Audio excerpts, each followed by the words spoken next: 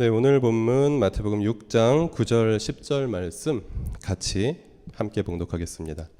그러므로 너희는 이렇게 기도하여라. 하늘에 계신 우리 아버지, 그 이름을 거룩하게 하여 주시며 그 나라를 오게 하여 주시며 그 뜻을 하늘에서 이루심같이 땅에서도 이루어 주십시오. 네, 우리가 주기도문을 익히 알고 있지만 주기도문에 나오는 7개의 기도 가운데 어쩌면 가장 중요한 기도, 신구약 성경의 정신이 하나로 요약되어 있는 기도가 오늘 우리가 함께 나눌 하나님 나라의 도래를 위한 기도인데, 우리가 주기도문을 외울 때 가장 빠르게 지나가는 그런 기도문이었습니다. 여러분 혹시 기억나세요? 나라의 임하옵시며. 1930년대에 이 성경 번역이 어느 정도 완성된 후에 1998년까지, 그러니까 한 70년 가량을 우리는 나라의 임하옵시며 라고 기도를 했습니다. 저는 어릴 때 이게 무슨 뜻인지 도무지 알 수가 없었습니다. 나란히 임하옵시며라는 뜻인가? 이게 도대체 무슨 이야기인가? 여러분은 혹시 아셨습니까? 여러분 중에 나라가 임하옵시며라고 기도하신 것으로 주기도문을 배우신 분들은, 그것으로 시작하신 분들은 상대적으로 복 있는 분들인 것 같습니다.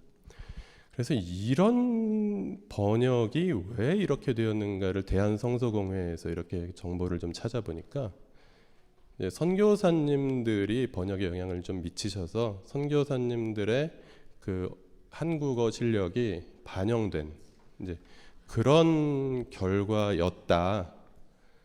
그런데 그것이 이제 보수적인 그 우리 한국 기독교회의 전통상 성경은 1.1획도 고칠 수 없다라는 부분 때문에 거의 오타에 해당하는 내용을 계속해서 한 70여 년 동안 가지고 있었던 이제 그래서 덕분에 우리의 어쩌면 가장 중요한 기도를 가장 빠르게 지나가면서 의미도 잘 알 수 없게 기도해왔던 기도가 이 나라의 임하옵시며라는 기도였다라는 사실을 우리가 좀 새롭게 다시 한번 확인하면서 하나님 나라의 도래를 위한 기도로 오늘은 들어가 보도록 하겠습니다.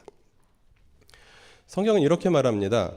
그 나라를 오게 하여 주시며, 원문으로 보면 당신의 그 나라를 오게 하여 주시며, 혹은 당신의 그 나라가 오소서라고 번역하면 되겠습니다. 여기서 우리가 알 수 있는 것은 무엇입니까? 당신의 그 나라. 그 나라는 어떤 나라인가를 생각해 볼 수 있을 것 같습니다. 우리가 흔히 전도할 때 예수님 믿고 천국 가세요라고 전도할 때 그 예수님 믿고 천국 가세요라는 그 멘트는 예수님 믿고 나중에 죽었을 때 지옥에 가지 말고 천국에 함께 갑시다 하는 그런 멘트라는 것을 우리가 알고 있는데요. 우리가 일반적으로 지금까지 천국이라고 할 때에 이 누가복음 23장 43절에 나오는 낙원, 이 낙원이라는 단어가 있습니다. 이것이 우리가 여태까지 통념상 가지고 있었던 그 천국입니다. 그 천국은 예수님 믿고 죽은 자들의 영혼이 예수님이 재림하시기 전까지 쉬는 곳, 그것이 우리가 죽으면 가게 되는, 예수님 재림하시기 전에 죽으면 가게 되는 그 천국입니다. 그런데 문제는 그것이 사실임에도 불구하고, 그것이 진리임에도 불구하고 그것에 대해서만 가르쳐 왔고, 한국교회에서 이 나라가 실제로 임하는 나라다라는 것을 한국교회에서 별로 가르치지 않았다라는 것을 우리는 계속해서 하나님 나라 복음을 배우면서 이곳 나들목 일산교회에서도 계속해서 배워왔고, 그리고 김영국 목사님이 이 주기도문 강해 시리즈를 설교하시고, 그리고 이 책을 만드시면서 이 책의 제목으로 한국교회가 잃어버린 주기도문이라고 제목을 잡았을 때에 바로 이것입니다. 그래서 우리가 죽어서 영혼이 재림을 기다리면서 쉬게 되는 그 천국만을 배워왔으면서 이 땅에 실제로 이루어지는 하나님의 나라에 대해서 관심이 없었거나 듣지 못했던 것을 제대로 배우고, 그래서 그것을 제대로 알게 될 때 우리의 삶은 보다 더 진정한 하나님의 뜻에 가까운 그런 삶을 살아갈 수 있다라는 것이 이 기도가 우리에게 가르쳐주는 깨달음입니다. 그런데 하나님의 나라라는 표현이 마가복음이나 누가복음에서는 빈번하게 나오는데, 마태복음에서는 유대인 특유의 완곡한 표현으로, 지난주에도 말씀드렸듯이 유대인들은 하나님이라는 단어를 입에 직접 담는 것을 매우 어려워했습니다. 그래서 우리가 아버지의 이름을, 어머니의 이름을 함부로 이야기하지 않듯이 그분들은 하나님이라는 단어를 사용하기를 피하는 그런 언어 습관이 있어서 하나님의 나라를 하늘나라라고 표현을 하는 습관이 마태복음의 유대인들을 주 독자로 상정하고 기록되었던 이 마태복음에 나타나고 있는 것입니다. 즉 마태복음이 말하는 천국, 하늘나라는 하나님의 나라의 유대식 표현이다 라고 기억하시면 되겠습니다. 그런데 그 하나님의 나라는 단지 우리가 죽어서 재림을 기다리면서 영원히 쉬는 곳만을 의미하는 것이 아니라 하나님께서 온 세상의 왕이시다. 그런데 그 하나님께서 지금도 온 세상을 다스리신다. 그런데 그 하나님 나라의 그 백성이 되는 길은 그 하나님의 다스림을 받기 위해서 내가 회심해서 그 하나님의 다스림 아래로 들어가는 것이다 라는 의미가 있습니다. 그래서 하나님 나라는 온 세상의 왕이신 하나님의 통치를 내가 받고 그 공동체에 속하는 것이라고 이해하시면 되겠습니다. 그리고 이 기도가 엄청난 기도인 것은 그 나라를 오게 하여 주시옵소서, 혹은 그 나라가 오십시오라고 기도하고 있다라는 것입니다. 그래서 우리는 이 기도를 통해서 천국은 우리가 가는 곳이 아니다, 천국은 우리에게 오는 것이다라는 것을 알 수 있는 것입니다. 즉 죽어서 가서 영원히 쉬면서 재림을 기다리는 그 천국만 있는 것이 아니라 하나님의 나라는 하나님께서 계획하신 때에, 예수님이 다시 오실 때에 우리에게 와서 이루어지는 나라다라는 것을 예수님께서 가르쳐준 기도를 통해서 알 수 있는 것이죠. 그런데 죽어서 낙원만을 강조하는 그런 기독교의 그 여태까지 불완전한 가르침이 그것을 혼동하게 하고, 그래서 하나님 나라 백성으로서의 삶을 성도들이 올바로 살지 못하게 했던 한계와 아쉬움이 많았다라는 것을 우리가 반성해야 하겠습니다. 그래서 우리 기독교 신앙을 정리하면 이것입니다. 주님의 재림을 통한 하나님 나라의 완성, 즉 도래를 기다리는 기독교 신앙이다라는 것이죠. 하나님께서 온 세상을 창조하셨고 온 세상의 왕이시며 온 세상을 다스리고 계십니다.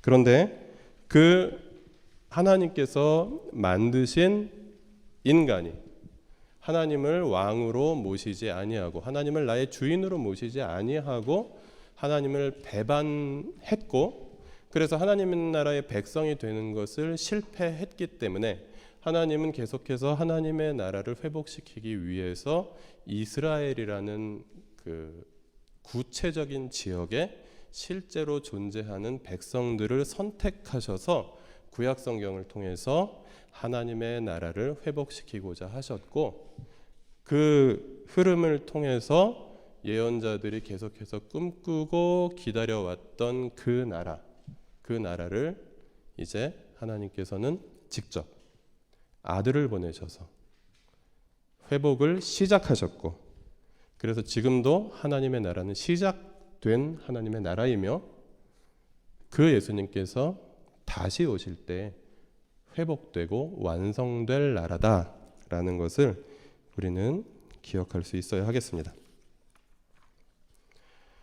하나님의 나라를 위해서 예수님께서는 우리에게 기도하라고 가르쳐 주셨습니다.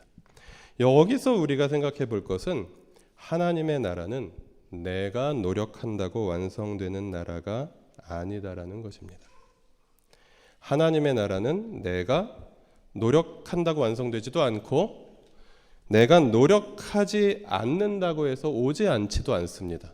내가 노력하지 않아도 하나님 나라는 반드시 이루어질 것입니다.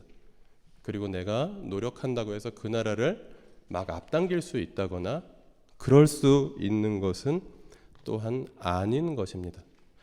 그렇다면 우리는 이런 질문을 던질 수 있습니다. 그 하나님 나라를 꿈꾸며 기도하는 사람들은 그럼 이 땅에서 하나님 나라를 위해서 노력을 해야 하는 것인가? 아니면 그냥 기다리면 되는 것인가 하는 질문입니다. 그래서 이 땅에서 하나님의 통치와 조금 더 유사한 개념을 가질 수 있는, 예를 들면 정치 그리고 사회를 움직이는 그런 시스템, 이런 것들을 또 가지고도 우리가 하나님 나라 백성으로서 어떻게 살 것인가, 그 영역에서도 어떻게 살 것인가를 생각해 볼 수 있는 것 같습니다. 최근에 국회의원 선거가 있었고 지난주에 있었죠. 거기서 당선된 어떤 기독교인 그 당선자가 이렇게 국민일보 인터뷰에 응하는 것을 들어보았습니다. 이혜훈 당선자는 남서울교회에 출석한다. 이 당선자는 하나님 나라를 흔드는 악법 제정이 우려되는 상황에서 하나님 나라를 위해 지킬 것은 지키고 막아낼 것은 막아내기 위해 성령의 인도하심을 따라 날마다 기도하며 나아가겠다고 말했다. 예, 여기서 이 국회의원이 천국이라는 얘기만 할 줄 아는 것이 아니라 하나님 나라라는 단어를 사용할 수 있다라는 것은 굉장히 고무적인 일입니다. 그런데 이분이 이야기하는 것을 들어보면 악법을 제정하는 것이, 예를 들어 이분이 악법이라고 표현하는 것은 이슬람교가 이 땅에 오는 것, 혹은 동성애자들이 차별받지 않는 차별금지법, 이런 것들을 이야기하는 것 같습니다. 그 악법 제정이 하나님 나라를 흔드는 것을 내가 기독교인 국회의원으로서 막겠다라고 이야기하고 있습니다. 이 표현을 보면서 저는 이분이 하나님 나라를 제대로 이해하고 있는가 하는 생각이 들었습니다. 우리가 하나님 나라를 이해할 때 두 가지로 이해할 수 있다고 말씀을 드렸죠. 우리가 죽어서 영혼이 재림을 기다리는 그 하나님 나라, 동성애자들이 인간 대접을 받는다고 해서 그 하나님 나라가 흔들리겠습니까?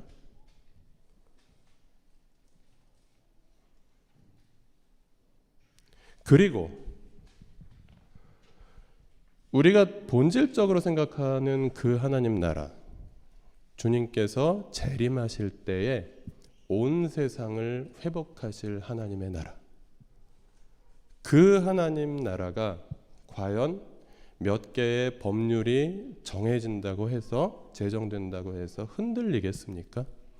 여기서 이 당선자가 생각하고 있는 하나님 나라라는 표현은 오히려 교회라는 표현으로 바꾸면 더 적절할 것 같습니다. 기독교의 여러 가지 면에서 다소라고 제가 표현했습니다. 작은이라고 표현하지 않고 다소라고 표현했습니다. 다소 피해를 줄 수 있는 법률들이 제정되면 교회는 피해를 입을 수도 있습니다. 그러나 교회 그 자체는 하나님의 나라가 아니라는 것이죠.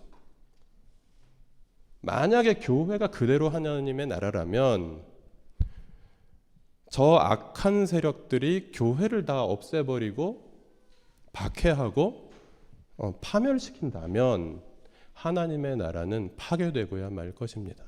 그러나 역사적으로 계속해서 교회는 박해를 받아왔지만 하나님의 나라는 결코 흔들림 없이 지금까지 전진해 왔던 것을 우리는 기억합니다. 그래서 하나님의 나라는 이 세상에서 어떤 나쁜 일들이 생겨도 흔들리지 않는다는 것. 하나님의 다스림은 결코 이 세상에서 사람들이 뭔가 잘못된 판단을 한다고 해도 피해를 입지 않으신다는 것을 좀 우리가 기억해 볼 수 있었으면 좋겠습니다. 수요일 날 있었던 선거에서 여러분은 투표를 하셨습니까? 그리고 결과는 어떠셨습니까? 좋은 결과가 있으셨습니까? 저는 제가 마지못해 그 투표했던 지역구 후보는 당선이 되었고 제가 그래도 진심으로 투표했던 정당 투표에서는 굉장히 군소 정당으로 전락하는 그런 결과를 입었습니다. 그러나 전체적으로 보면 지금까지는 여당이 굉장히 강한 권력을 가지고 있었다면 그것이 다소 완화되어서 이제는 야당이 더 많은 의석수를 차지하는 것으로 바뀌었습니다. 정치 지형이 완전히 바뀐 것이죠. 그러면 우리는 이렇게 질문할 수 있을 것 같습니다. 그러면 이 땅은 하나님 나라에 더 가까워질 수 있을까요? 어떻습니까?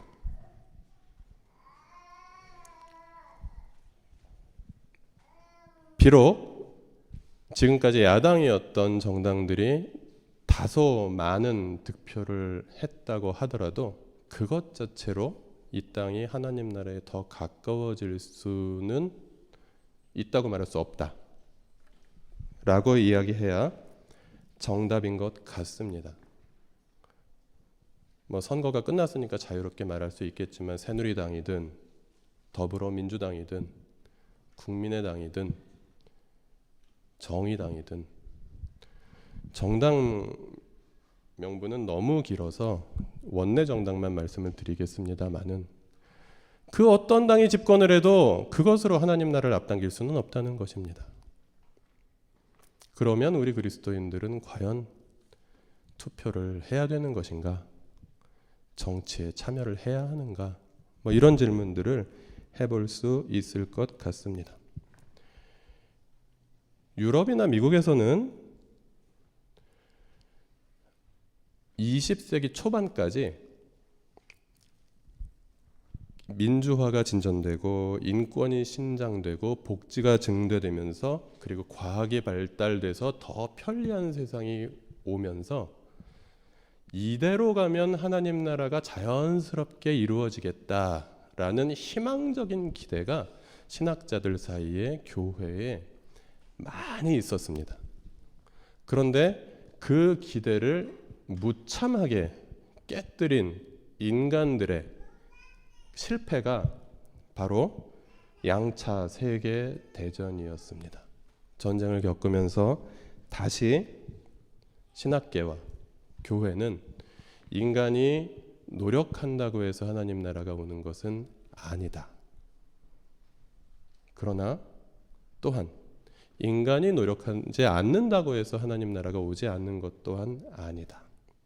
하나님은 우리 인간으로부터 초월해 계시는 분이시며 그분의 뜻에 의해서 하나님의 나라는 올 것이다 라는 고백을 다시 한번 할 수 있게 되었습니다. 그래서 우리가 명심할 것은 우리가 이슬람교의 그 우리나라의 진입을 막아낼 수도 없겠지만 왜냐하면 종교의 자유가 있고 그리고 많은 이주 노동자들이 이미 이슬람 교도이기 때문입니다. 이슬람 교도가 우리나라에 들어와서 자신의 종교를 포교하는 것을 막아낼 수도 없겠지만, 막아낸다고 해서 하나님의 나라를 우리가 든든히 지킬 수 있는 것은 아니다. 그리고 여러분, 동성애에 대해서 입장의 차이가 다소간 있으시겠지만, 동성애자들이 차별을 받지 않는다고 해서 하나님의 나라가 손상을 입는 것 또한 아니다 라고 우리는 이 세상에 일어나는 일들과 하나님의 나라에 대해서 분리해서 생각하는 그런 성숙한 태도를, 균형 있는 태도를 일단은 가질 수 있어야 하겠습니다.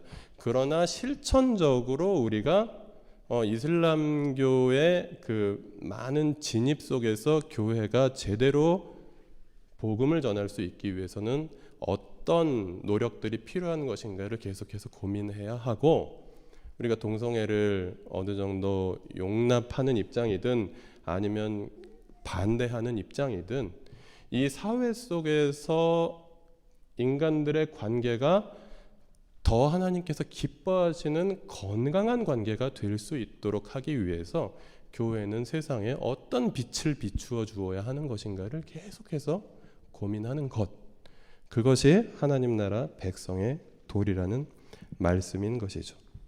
하나님의 나라는, 다시 말씀드리지만, 내가 노력하지 않아도 언젠가 반드시 완성됩니다. 여기 계신 여러분을 포함해서 한국 그 인구의 한 20% 정도를 차지하는 모든 한국 교회가, 모든 성도들이 하나님 나라의 완성을 위해서 아무 일도 하지 않고 뒷짐지고 있는다 해도 하나님의 나라는 반드시 올 것입니다. 왜냐하면 하나님께서 말씀하셨기 때문입니다. 우리가 영향을 끼칠 수 없는 존귀하신 분, 그분이 그 나라를 그분이 정하신 때에 이루실 것입니다. 그래서 우리는 이 깨어진 세상, 많은 악이 있고 많은 죄가 있고 많은 불편함이 있고 많은 고통이 있고 많은 슬픔이 있는 이 세상 속에서 신음하며 살아가고, 신음하는 이웃들을 또 토닥거리며 우리가 함께 걸어가면서 그 나라의 완성을 갈망하며 간절히 기도하며, 주님 오십시오, 주님 당신의 나라를 이루어 주십시오, 그래서 이 고통을 없애 주십시오, 이 세상에 가득한 슬픔과 죄악을 씻어 주시고 치료하여 주시고 당신의 나라를 회복시켜 주셔서 당신의 피조물인 인간들이 당신의 뜻대로 아름답게 살아갈 수 있는 그날을 속히 오게 해 주십시오 라고 기도하는 것이 우리가 오늘 함께 나누고 있는 하나님 나라의 도래를 위한 기도라는 사실입니다.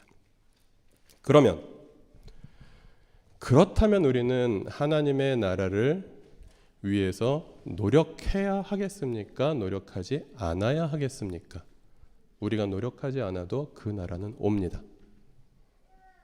우리가 노력한다고 해도 그 나라를 더 빨리 오게 할 수는 없습니다. 그럼 여러분 노력하시겠습니까? 노력하지 않겠습니까? 행동하시겠습니까? 행동하지 않겠습니까?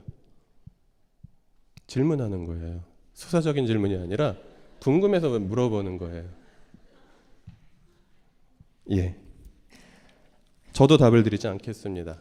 그리고 마태복음의 뒷부분에 종말에 대해서 많은 이야기들이 나오고 있는데, 그 종말에 대해서 마태복음 24장에서는 그때와 그 시는, 하나님께서 하나님의 나라를 회복하실 그때는 나도 모르고 천사들도 모르고 오직 아버지께서만 아신다라고 예수님께서 말씀하셨고, 그 다음에 하나님 나라를 비유로 말씀하시는 일들이 계속해서 나오고 있는데, 마태복음 25장 14절부터 30절까지 하나님 나라를 비유해서 말씀하시는 이 비유의 말씀을 통해서 우리가 노력하지 않는다고 해도 하나님 나라가 올 것이고, 우리가 노력한다고 해도 하나님 나라가 더 빨리 오진 않지만, 그렇다면 이 땅에서 우리가 하나님 나라를 위해서 노력하고 살아야 되냐, 노력하지 않아도 되냐를 이 말씀을 통해서 한번 생각해 보도록 하겠습니다. 다 같이 14절부터 30절까지 말씀을 교독으로 읽도록 하겠습니다. 또 하늘나라는 이런 사정과 같다. 어떤 사람이 여행을 떠나면서 자기 종들을 불러서 자기의 재산을 그들에게 맡겼다.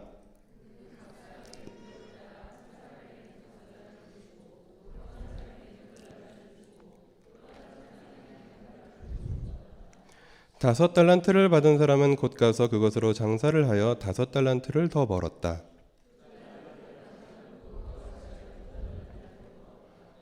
그러나 한 달란트 받은 사람은 가서 땅을 파고 주인의 돈을 숨겼다.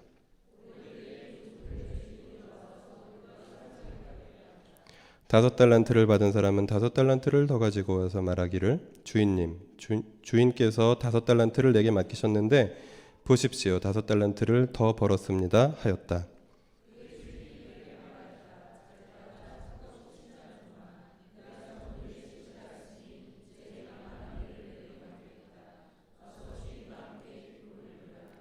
두 달란트를 받은 사람도 다가와서 주인님, 주인님께서 두 달란트를 내게 맡기셨는데 보십시오, 두 달란트를 더 벌었습니다 하고 말하였다.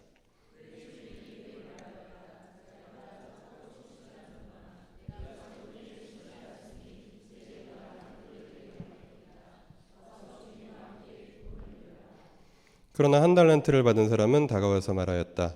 주인님, 나는 주인이 굳은 분이시라 심지 않은 데서 거두시고 뿌리지 않은 데서 모으신 줄로 알고.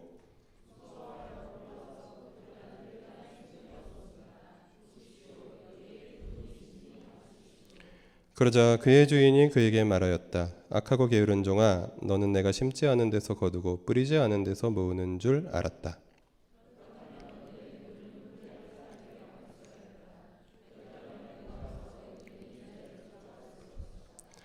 그에게서 그 한 달란트를 빼앗아서 열 달란트 가진 사람에게 주어라.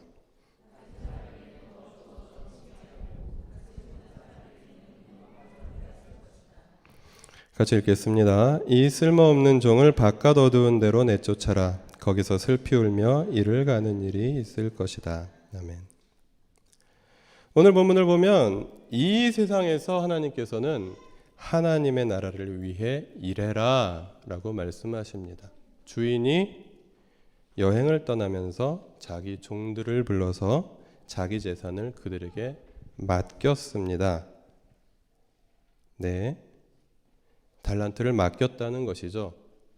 이 달란트의 비유를 우리가 주일학교 때 그 달란트 시장 같은 것이 있어서 출석 잘하고 성경 암송 잘하고 친구 전도하면 달란트를 조금 더 많이 받고 그렇게 많은 모은 달란트를 가지고 이렇게 학용품 같은 것을 구입하는 뭐 그런 표현으로 우리가 이해하고 있을 필요는 없는 것 같습니다.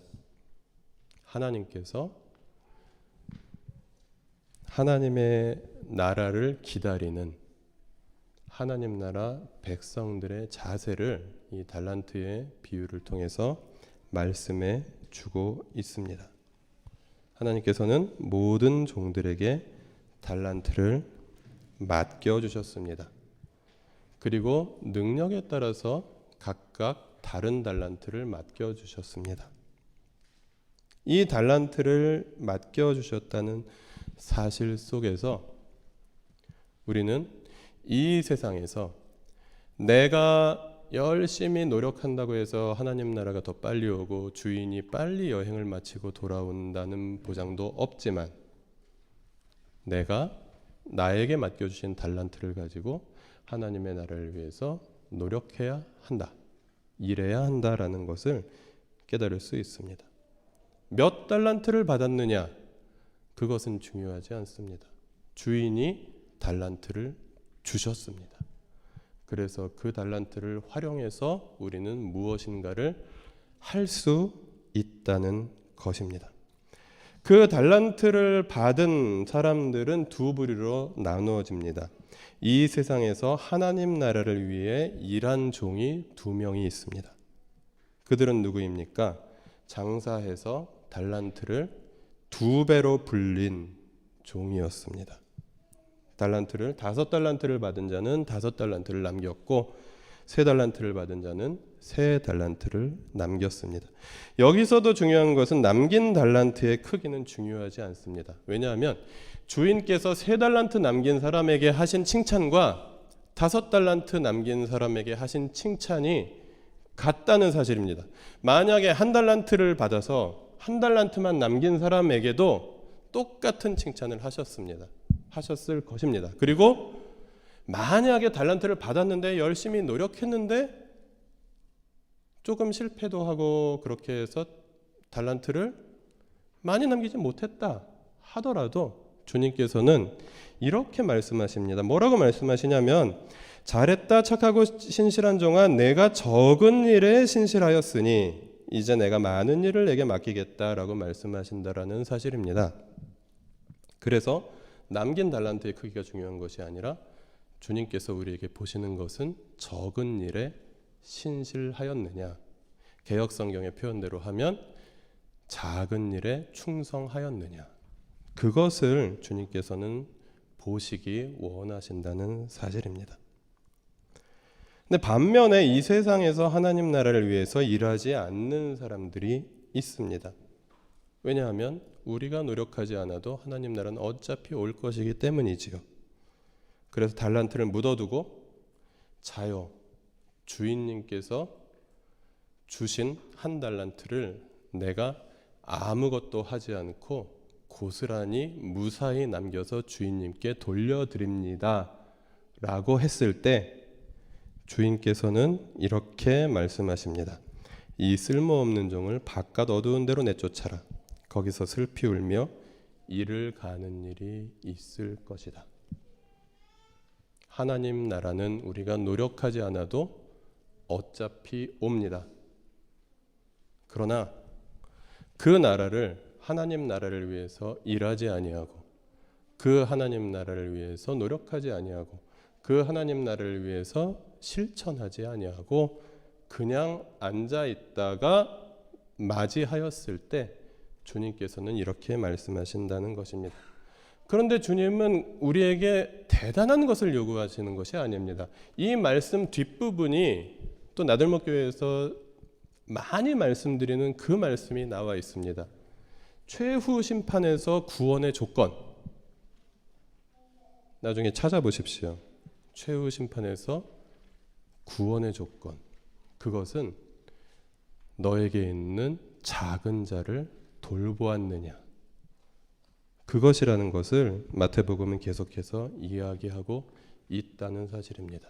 우리가 하나님의 나라를 위해서 엄청난 일을 할 수도 없거니와 꼭 그렇게만 해야 하는 것은 아닙니다. 그러나 나에게 주어진 달란트를 내가 적은 일에 신실하였느냐, 주님은 그것을 반드시 물으십니다. 그렇다면 나의 달란트는 무엇입니까? 우리가 지난주 수요일에 대부분 투표를 하셨겠지만 투표를 하신 분들이 받으셨던 투표용지 2장, 한 2년에 한 번, 3년에 한 번 이렇게 투표 날이 돌아오잖아요. 그때 어떤 때는 한 장만 받습니다. 대통령 선거 때는 한 장만 받고요. 그리고 총선 때는 투표용지를 2장을 받습니다. 그리고 잘못해서 보궐선거 같은 것이 겹치면 여러 장을 받을 수도 있습니다. 그리고 지방선거에서는 보통 5장 정도를 받습니다. 그 투표용지 한 장에서 5장 내외의 그 종이 쪽지가 하나님께서 우리에게 맡겨주신 달란트 중에 하나라는 사실입니다. 그 작은 종이 쪽지 한 장을 내가 사용하는 것에 있어서 내가 이 적은 일에 신실하였느냐, 하나님께서는 그것을 보신다는 것입니다. 우리에게 어떤 달란트들이 있습니까? 우리는 저마다 지금 우리가 이렇게 보이지만 옆에 있는 분 좀 얼굴 한번 보시기 바랍니다.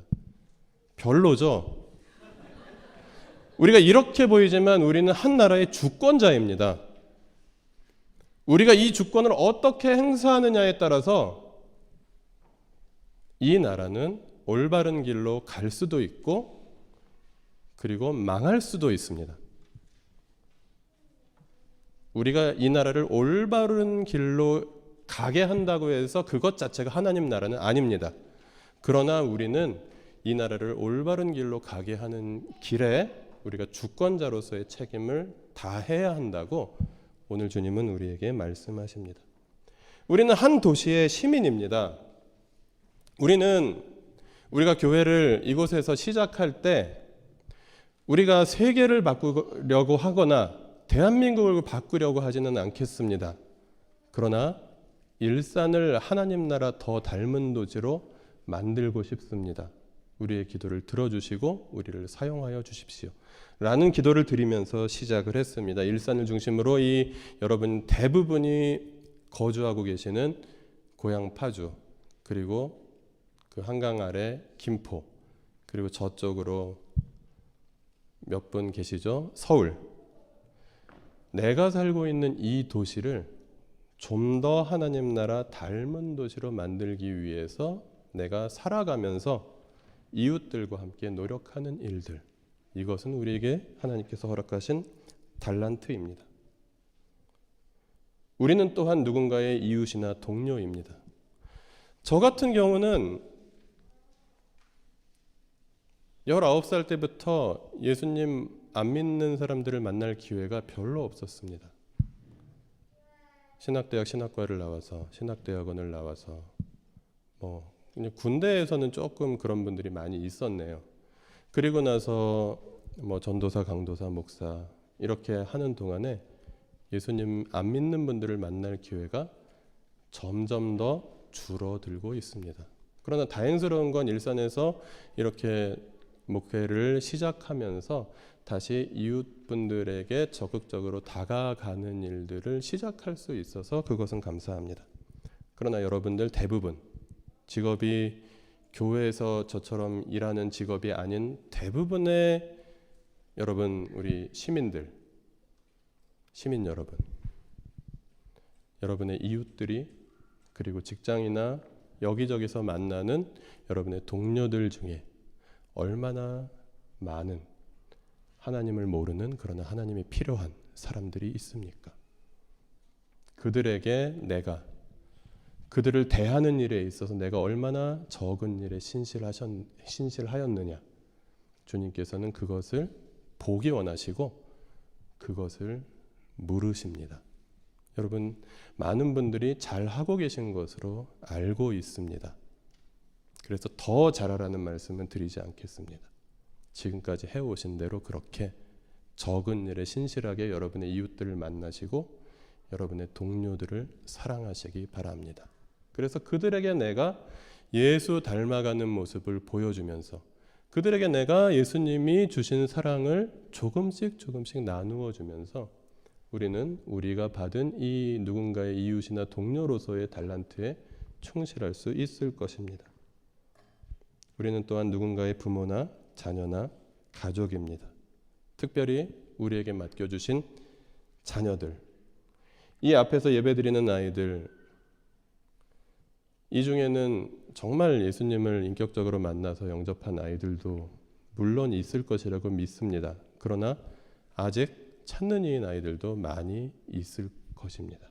이 아이들을 건강한 하나님 나라 백성으로 키워내는 일, 그것은 내 집에서 내가 낳은 아이들만 그렇게 하는 것이 아니라 우리 모두에게 허락하신 우리 모두의 아이들이기 때문에 이 아이들을 또 기쁘게 하나님 나라 백성으로 키워내는 일에 함께하는 일, 그 일에도 우리가 많은 일을 할 수 없지만 적은 일에 신실한 사람들로 걸어갈 때 주님께서는 우리를 기뻐하실 것입니다.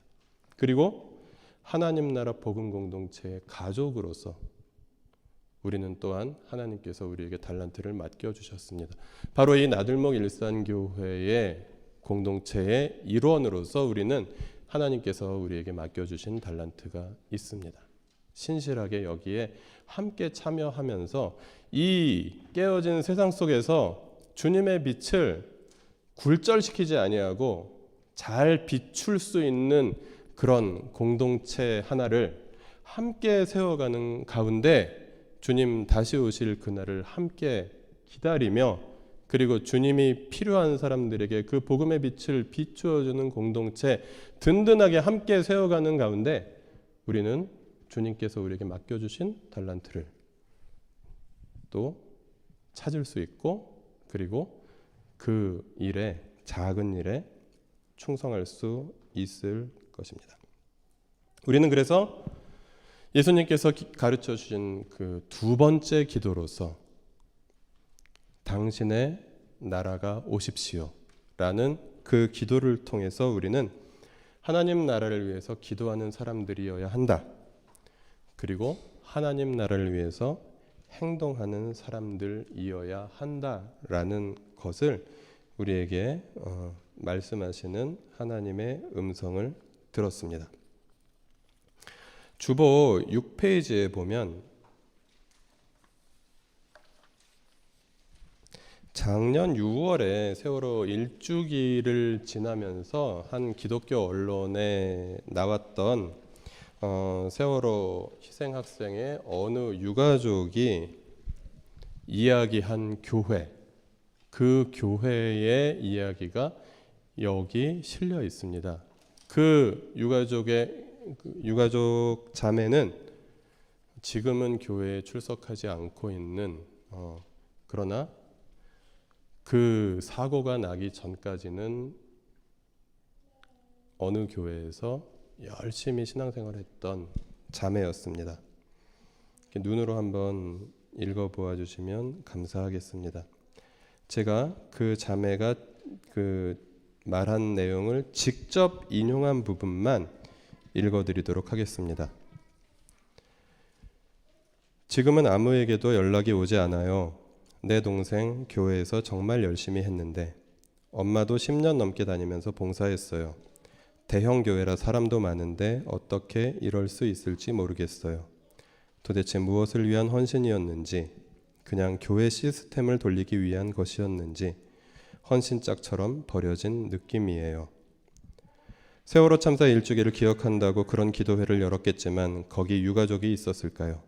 저희한테는 그런 기도회를 한다는 연락도 없었어요. 당시 유가족은 시행령 폐기를 외치며 삭발하고 영정사진을 들고 도보 행진을 하고 경찰들에게 물대포와 캡사이신을 맞았어요. 시행령이 입법 예고되었을 때는 정말 벼랑 끝에 서 있는 느낌이었어요. 그런데 예배당에 정치인들 불러놓고 세월호 피해자를 위한다고요. 기도는 했겠죠. 그런데 무엇을 어떻게 기도했을까요? 유가족을 위로해달라고만 하는 건 의미가 없어요. 답답한 게 크리스천들은 기도가 행동인 줄 알아요.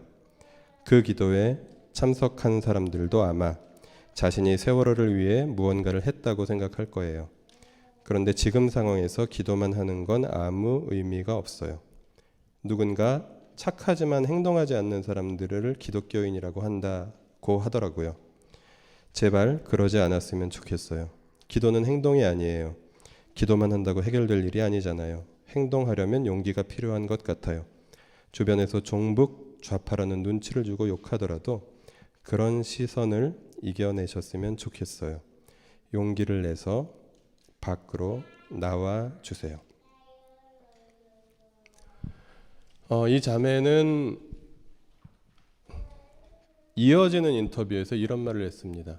그러나 나는 하나님을 버릴 수 없어요. 내가 하나님을 버리면 내가 지옥에 갈 것이고 천국에 가 있는 내 동생 지연이를 만날 수 없을 것이기 때문이에요.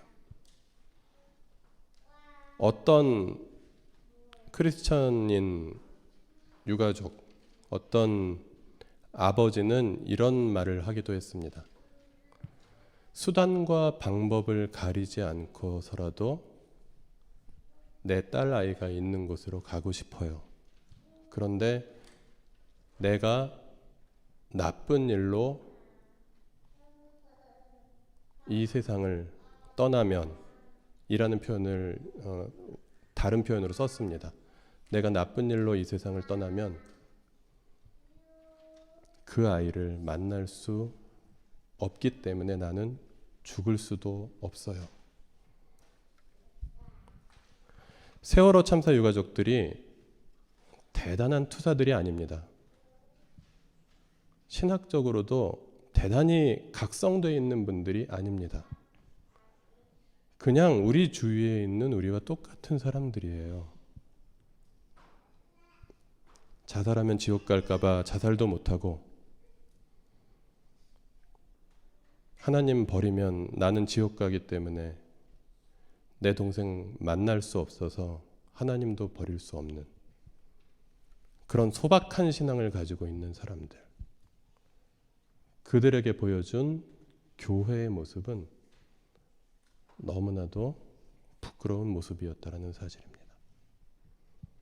그런데 만약에 우리가 나들목 일산교회가 아니라 나들목 안산교회였다면, 그리고 우리 가운데 그래서는 안 되겠지만 그런 일이 실제로 일어나고 있기 때문에 세월호 유가족들이 우리 가운데에서도 있었다면 그들에게 있어서 우리는 어떤 교회였을까? 세월호 2주기를 맞이하면서 생각해 보게 됩니다. 그리고 이 젊은 한 자매가 이야기하는 이야기가 가슴을 때립니다. 크리스찬들은 기도가 행동인 줄 아는 것 같아요. 그래서 기도만 하고 행동을 해주지 않아요. 라고 이야기합니다. 어떤 사람들이 이렇게 말한다고 하죠. 착하지만 행동하지 않는 사람들, 그들이 기독교인이다. 제가 이 자리에서 여러분들 바라보아도 여러분 다 착하게 생기셨어요. 여러분 주위에 그리스도인들, 교회 다니는 분들 보시면 못된 사람들 한 사람도 없습니다. 개인적으로 다들 착하고, 그리고 물론 개중에 못된 사람들도 있을 수 있죠. 그런데 대부분은 정말 착하고 개인적으로 그냥 바르게 살려고 노력하는 분들이 많으세요. 그런데 그것이 전부냐? 기도하면 그것으로 끝나는 것이냐? 라고 하나님께서는 우리에게 물으십니다. 그것은 기도가 불완전하다는 말이 아닙니다. 기도는 완전합니다. 그러나 기도하는 사람은 기도한 대로 산다는 것입니다. 이것이 기도와 삶이 분리되었을 때 우리는 그것이 엄청난 정신적인 장애라는 것을 생각하지 못하고 그냥 행동과 분리된 기도를 하고 기도와 분리된 행동을 하면서 살아갈 때가 많이 있다라는 것입니다. 우리 교회가 가끔 생각날 때 세월호 이야기를 한다고 해서 우리는 세월호 유가족들 앞에서 부끄럽지 않은 교회일까요? 그렇게 결코 말할 수 없을 것 같습니다. 이 리본을 달고 여기에 서 있는 저의 모습도 결코 우리 세월호 가족들 앞에서, 그리고 교회를 지켜보는 많은 선량한 시민들 앞에서, 그리고 우리에게 이웃이라는 존재를 허락하신 하나님 앞에서 결코 떳떳하지 못한 부끄러운 모습으로 여기 서 있습니다. 그러나 그것이 전부가 아닙니다. 왜냐하면 하나님께서는 우리에게 달란트를 주셨고 그 달란트를 가지고 일할 수 있는 시간을 우리에게 주셨기 때문입니다. 그러나 그 시간이 언제 끝날지는 모릅니다. 그렇다면 내가 달란트를 받은 사람으로서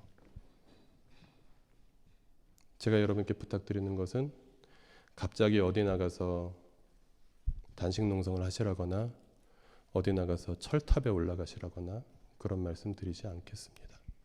저도 할 수 없습니다. 그냥 지금까지 살아왔던 것보다 작은 행동 하나라도 더 시작하시면서 여러분의 기도에 걸맞는 삶을, 그래서 기도와 삶이 서로 요즘에 싱크로라고 하죠. 기도와 삶의 싱크로가 맞아가는 그런 삶을 살아가시는 그런 주님께서 기뻐하시는 백성들, 하나님 나라의 도래를 위해서 기도하는 성도들 되시기를 주님의 이름으로 부탁드립니다.